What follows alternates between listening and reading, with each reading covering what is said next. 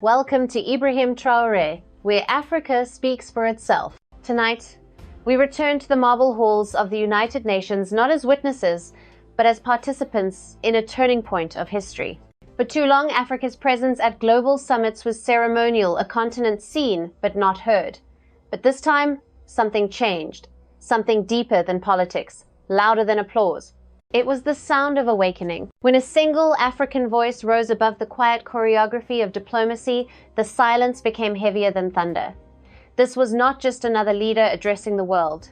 It was a continent reclaiming its breath. A continent tired of being told to wait, to obey, to thank. You are about to step into a story that may redefine what power means in the 21st century. A story that does not begin in Washington, Paris, or London, but in Ouagadougou, in Gaborone, in the hearts of millions across the Sahel, who've decided that enough is enough. Here, we do not ask for pity. We demand parity. Here, we do not bow to systems that label our strength as instability and our ambition as rebellion. Because this is not rebellion, it is restoration. The restoration of dignity, of ownership, of truth. When the president of Botswana stood before the United Nations and spoke the words, "The age of pity is over. The age of payback has begun," he was not just speaking for his nation. He was echoing the spirit of Sankara, Nkrumah, Lumumba, and every African soul that ever refused to be defined by someone else's mercy.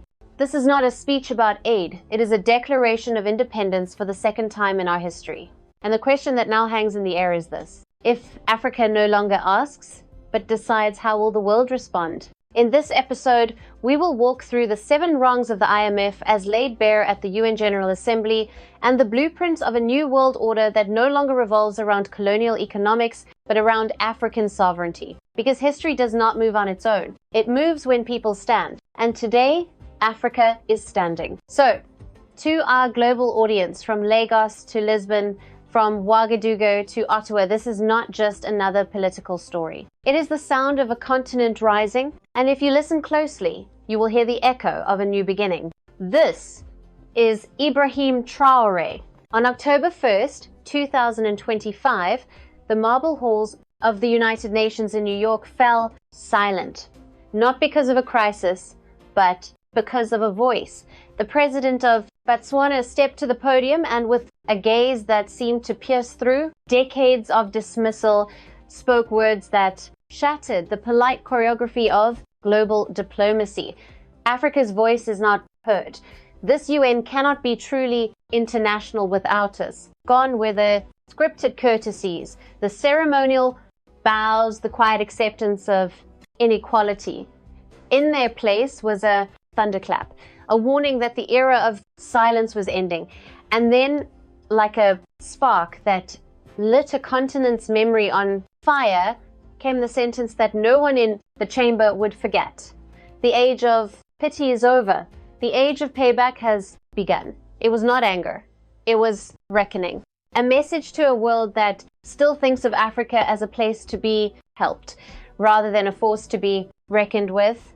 A continent rich with over $2.5 trillion in natural wealth, strategic minerals, and the youngest workforce on Earth. Was this the birth cry of a new geopolitical era, one in which Africa stops asking and starts deciding, or was it the opening shot of a confrontation? The old order is not ready to face.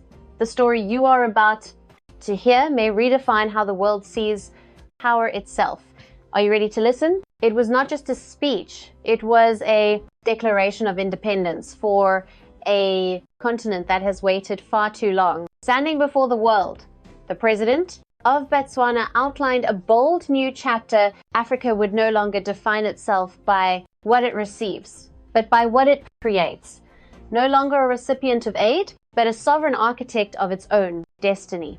The message was unmistakable. We seek partners, not predators. This was more than rhetoric. It was a strategic blueprint.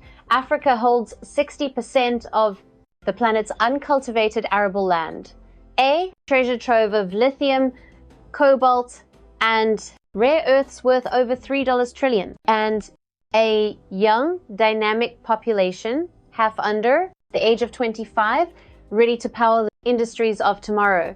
Yet for decades, international cooperation has too often been a polite disguise for dependency, where aid arrived with strings attached and investments turned into tools of control.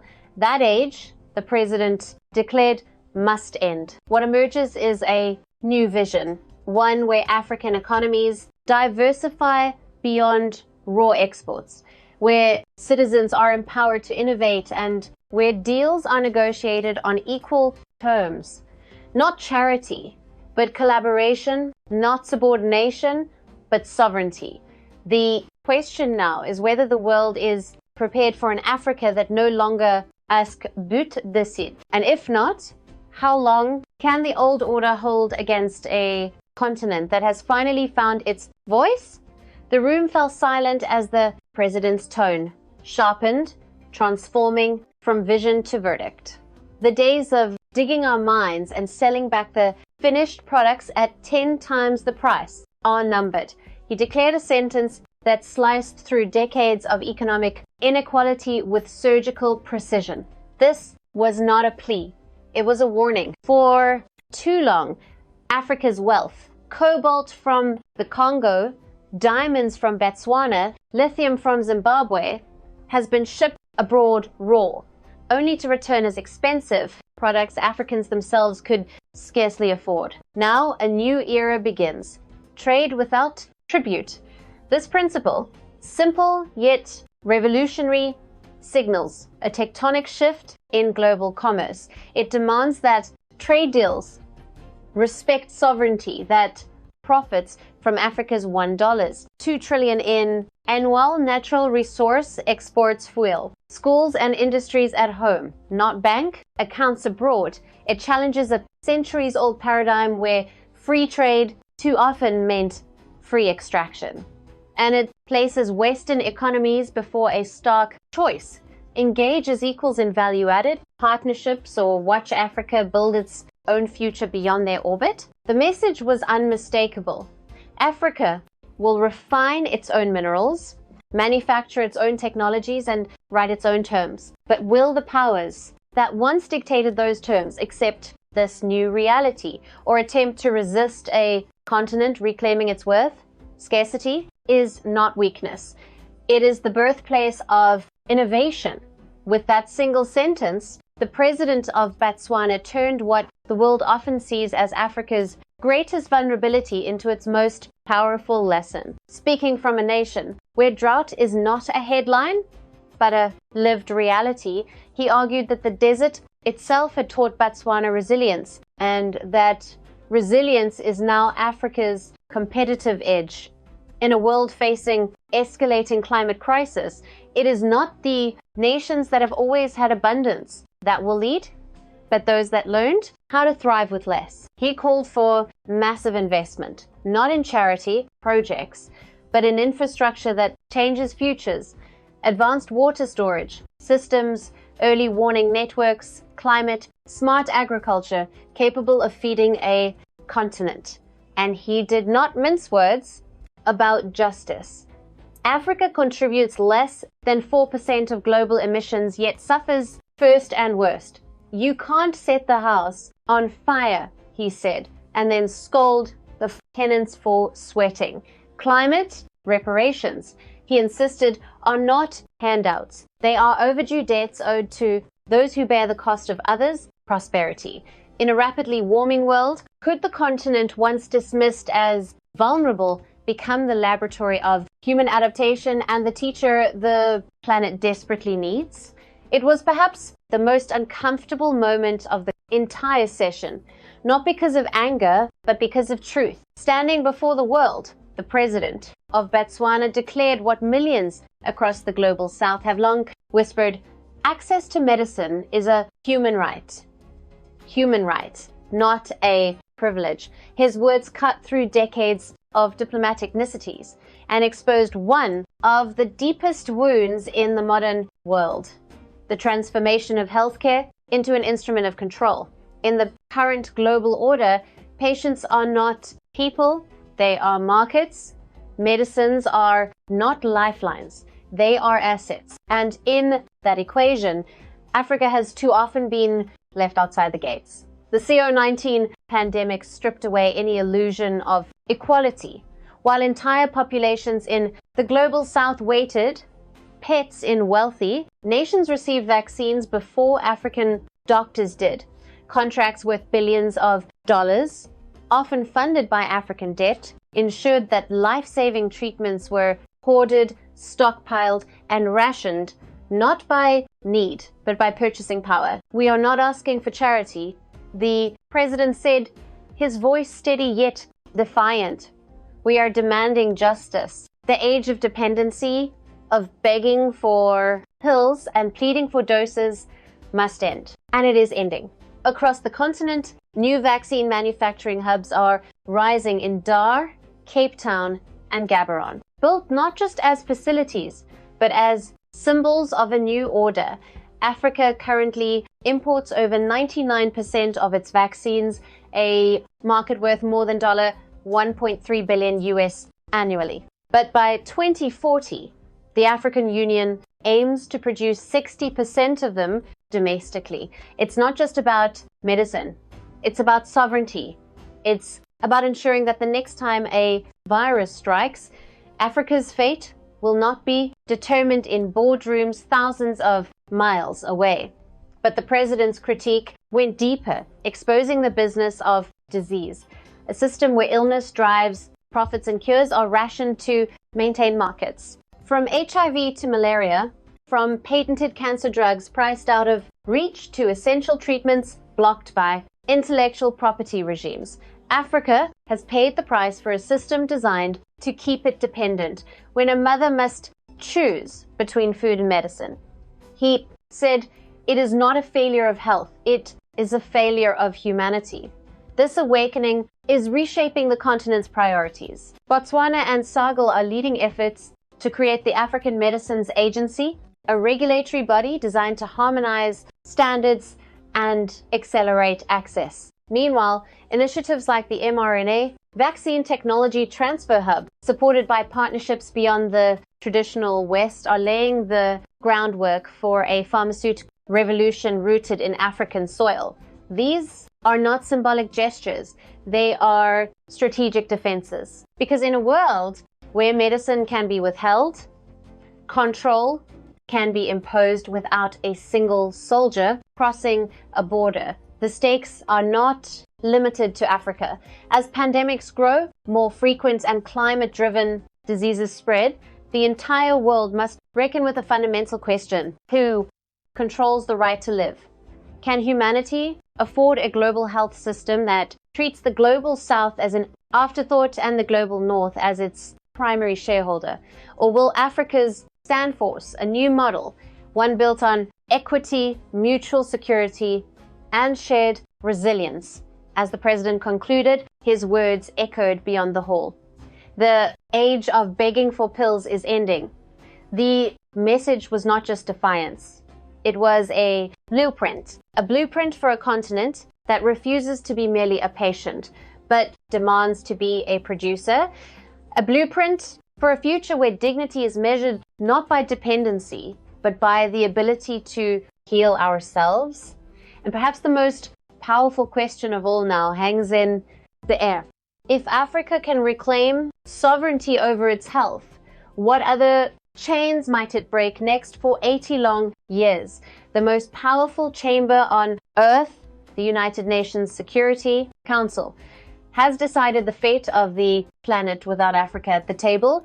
A continent of 4 billion people, holding 30% of the world's mineral wealth and shaping the future of global demographics, remains voiceless in the room where wars are declared, sanctions imposed, and peace is negotiated. And at the UN General Assembly, the president of Botswana turned that silent injustice into a thunderclap. They call it a global order.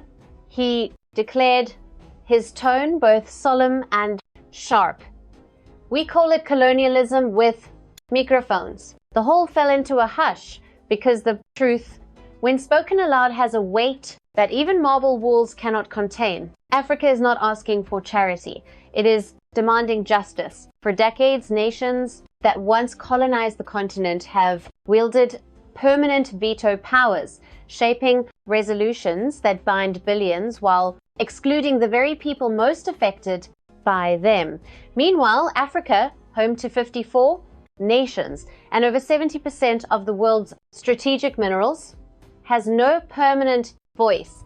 This is not representation. It is exclusion wrapped in diplomatic protocol. The president's message was not a plea. It was a warning. Next time, he said, his gaze sweeping the chamber, we won't ask for a seat. We'll bring our own. It was a statement that transcended the moment, a signal that Africa's era of waiting for permission is over. If the current system refuses to evolve, the continent will build its own architecture of decision-making, one grounded in equity and dignity, not hierarchy and historical guilt. This was more than a critique of the Security Council. It was an indictment of a post-World War II order that has failed to reform despite repeated promises. Since 1945, the global population has tripled. The economic landscape has shifted from industrial empires to emerging markets. And Africa's GDP has grown to over $3 trillion US. Yet the composition of the council remains frozen in the politics of a bygone century, a system that refuses to reflect reality, he said, will be rejected by reality itself. The implications of his words reverberated far beyond the chamber. In Nairobi and Abuja, students debated what an African Security Council might look like. In Addis Ababa, AU officials renewed calls for a restructured UN where Africa is not a guest, but a guarantor of peace. And across social media, the phrase, bring our own seat, became a rallying cry, a metaphor for self-determination that extends far beyond diplomacy. But beneath the applause lies a deeper question. Can the United Nations survive the century if it continues to silence the voices of the majority, or will its relevance erode, replaced by new coalitions born from frustration and necessity? The president of Botswana did not just speak for Africa.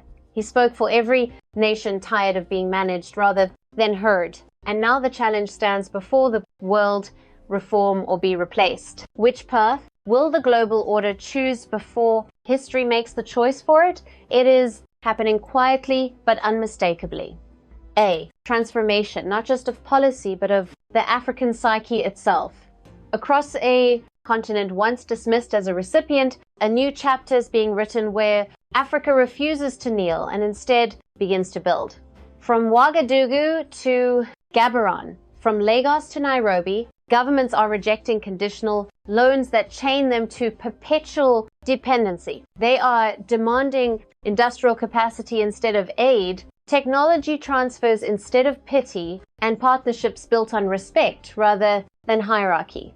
The empire, one Botswana official remarked, is running out of Africa to exploit, and perhaps for the first time in centuries, that statement rings true. The numbers tell the story as clearly as the speeches. 6 of the 10 fastest growing economies in the world are African. Nations like Rwanda, Ethiopia, and Sahel are posting growth rates above 6%, surpassing Europe's sluggish 1,2%. Across the Sahel, startups in fintech and agri are scaling faster than Western venture capital can catch up. With over $5.2 billion US in venture investments flowing into African tech in 2024 alone, much of it driven not by foreign aid, but by local innovation. This is not charity, this is sovereignty in motion. More profound than the economic data, however, is the psychological shift. The myth of salvation from the outside, a myth carefully nurtured through decades of aid dependency, is crumbling. In its place rises a conviction that Africa's destiny will not be written in Washington or Brussels, but in Accra, Bamako, and Gaborone, where once leaders waited for IMF missions, they now design their own development blueprints, where once policy was dictated from foreign capitals. Today, all parliaments debate African-led monetary systems, such as the proposed African Sovereignty Fund, expected to pull more than $1.2 trillion US in gold reserves, energy exports, and intra-African bonds. Even the cultural narrative is shifting. Music, literature, and street art now celebrate engineers, farmers, and scientists as much as they once celebrated revolutionaries. In universities, young economists debate strategies for transforming Africa from a raw material supplier into a manufacturing powerhouse. Across the continent, phrases like "Made in Africa" and "Africa First" are no longer aspirational slogans. They are emerging policy priorities. Yet this awakening is not without resistance. Threats loom: credit rating downgrades, aid withdrawals, and warnings of economic isolation. Western pundits describe Africa's new assertiveness as radical or reckless. But beneath the criticism lies a deeper anxiety. The recognition that a continent long treated as a passive participant is becoming an active architect of the global order. And that shift does not just challenge neo-colonial structures, it undermines the very foundations of the global economic system built on Africa's subordination. The president of Botswana captured this moment with quiet precision. "We have spent too long asking others to build bridges for us. Now we are the ones laying the bricks." It is more than a metaphor. It is a manifesto for a future in which Africa's strength is not measured by how much aid it receives, but by how much value it creates and retains. The question that lingers, and it is one the world must answer, is this: if Africa no longer believes in rescue from the outside, if it no longer seeks permission to rise, how will the global order adapt to a continent determined to stand on its own? The world has grown accustomed to seeing African leaders step onto global stages with open palms, asking for aid, relief, or a seat at someone else's table. But that era is fading into history. The next time an African leader stands at the UN podium, the president of Botswana declared, it won't be to plead. It will be to announce that single sentence marks the birth of a new geopolitical chapter.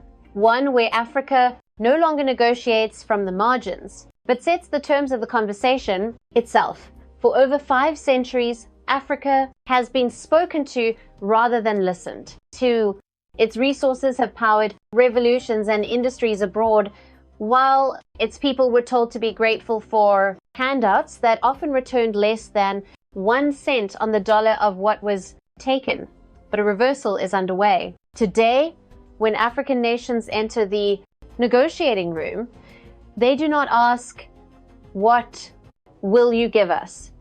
They ask, "What can you offer us?" It is a seismic shift in psychology and power. With 60% of the world's uncultivated arable land, 30% of critical minerals for green technologies, and a population projected to surpass 2.5 billion by 2050, Africa is no longer a recipient. It is a kingmaker. This transformation is not just rhetorical. It is institutional. Continental initiatives such as the African Continental Free Trade Area, AFCA, representing a combined market of over 3.4 trillion US, are turning theory into leverage. Projects like the African Sovereignty Fund, designed to pull gold, energy, and digital assets into an autonomous financial shield, signal that the continent intends to negotiate from a position of strength, not scarcity. Even foreign investors, once dictating terms, now find themselves competing for access to African markets on African terms. The age of charity is over, the president declared. The age of African reckoning has begun. It is a bold proclamation, but it is more than words. It is a warning to those who still view Africa through the outdated lens of dependency. If the 20th century was defined by Africa's struggle for political independence, then the 21st will be defined by its quest for economic sovereignty. The question that lingers is not whether Africa is ready to lead. It is whether the world is ready to treat Africa as an equal. And when the next deal is signed, whose table will it be, theirs or ours? There is a silence that follows a storm. Not emptiness, but the sound of a new era beginning. That silence filled the United Nations Hall as the president of Botswana uttered the words that may define a generation. When Africa finally stands tall, who will, and they lecture then, it was more than a rhetorical question. It was a mirror held up to centuries of global hierarchy. For too long, Africa was the pupil instructed, corrected, and measured against standards it did not write. But now, the roles are shifting. The question is not whether Africa is ready to learn, but whether the world is ready to listen. This is not simply about pride, it is about power. The power to shape trade terms, to write financial rules, to decide the destiny of 4 billion people whose resources and resilience have long been underestimated. It is about redefining cooperation from a language of dependency to one of partnership, where $4 trillion in continental trade and trillions more in untapped mineral wealth are leveraged, not as bargaining chips, but as foundations of equal footing. Africa's rise does not diminish others. It rebalances the scales that were tilted for too long. And yet, the challenge ahead is profound. Standing tall means more than rejecting charity. It means building institutions that cannot be bent, economies that cannot be coerced, and a shared continental vision that transcends colonial borders. It means turning deserts into powerhouses of innovation, transforming healthcare from dependency into sovereignty, and rewriting global climate policy with Africa not as a victim but as a voice. This is why the president's words struck deeper than diplomacy. They were a call to courage to stop apologizing for Africa's ambition and to demand a future written in its own ink. The age of begging is over. The age of becoming has begun. And now the question passes from podium to people. When Africa stands tall, who will still dare to lecture? And who will choose instead to learn? If this story moved you, save this video, share it widely, and tell us in the comments, what does true sovereignty mean to you? Because history is not something we wait for. It's something we build. When the final words echoed through the UN chamber, when Africa finally stands tall, who will they lecture then? The world fell silent, not out of respect, but realization. Realization that something irreversible had begun. For centuries, Africa's story was told by others, written in the footnotes of someone else's triumphs. But no more. From this day forward, Africa writes in its own ink, signs with its own hand, and speaks with its own voice.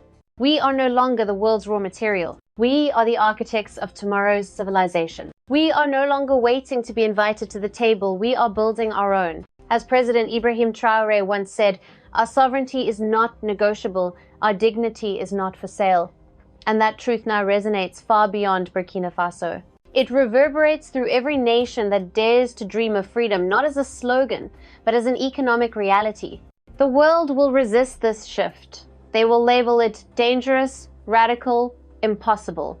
But history has always belonged to those who dared to imagine the impossible. Africa's rise is not a threat to the world, it is the rebalancing of it. So as we close tonight, remember this. Sovereignty is not granted, it is taken. And once taken, it must be defended by courage, unity, and vision. The true revolution is not in weapons or war, but in mindset, in believing that we deserve to decide our own destiny. The question is no longer if Africa will rise. It is how high and who will rise with it. If this message speaks to you, if you believe that the time for Africa's second independence has come, then stand with us. Follow Ibrahim Traoré for more stories the world does not want you to hear. Stories of resistance, innovation, and rebirth from the heart of a continent that refuses to be silent any longer. Because the age of begging is over. The age of becoming has begun. This is Ibrahim Traoré, and the story of a sovereign Africa has only just begun.